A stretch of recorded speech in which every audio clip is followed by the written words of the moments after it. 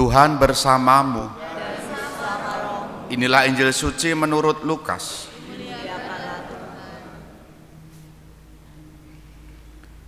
Yesus berkata kepada murid-muridnya, ikatlah persahabatan dengan mempergunakan mamon yang tidak jujur, supaya jika mamon itu tidak dapat menolong lagi, kalian diterima dalam kemah abadi. Barang siapa setia dalam perkara-perkara kecil, ia setia juga dalam perkara-perkara besar. Dan barang siapa tidak benar dalam perkara-perkara kecil, ia tidak benar juga dalam perkara-perkara besar. Jadi, jika kalian tidak setia mengurus mamon yang tidak jujur, siapakah yang akan mempercayakan harta sejati kepadamu?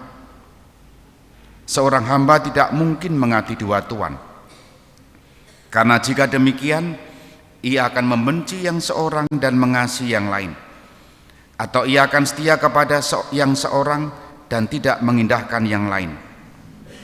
Kalian tidak dapat mengabdi kepada Allah dan kepada mamon. Semuanya itu didengar oleh orang-orang Farisi, hamba-hamba uang itu, dan mereka mencemoohkan Yesus. Maka Yesus berkata kepada mereka, kalian membenarkan diri di hadapan orang, tetapi Allah mengetahui hatimu. Sebab apa yang dikagumi manusia dibenci oleh Allah.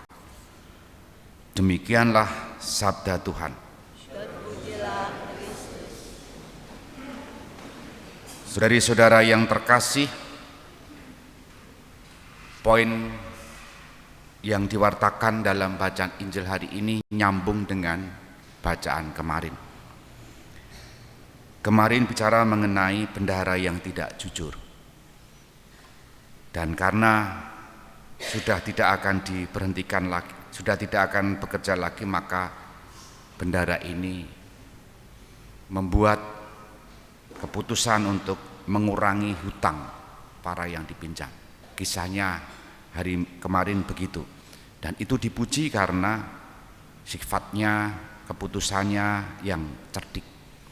Letak kecerdikannya adalah menggunakan kekayaan, menggunakan mamon, menggunakan harta. Dan hari ini nyambung bahwa orang yang setia kepada perkara-perkara kecil, dialah yang akhirnya dapat dipercaya. Setia kepada hal-hal yang benar, dia juga yang akan dipercaya. Maka permenungan hari ini untuk kita adalah, apakah dalam hidup kita sungguh mengemban tanggung jawab yang dipercayakan kepada kita, dan dengan jujur pula, dengan setia pula menjalankan tugas-tugas kita.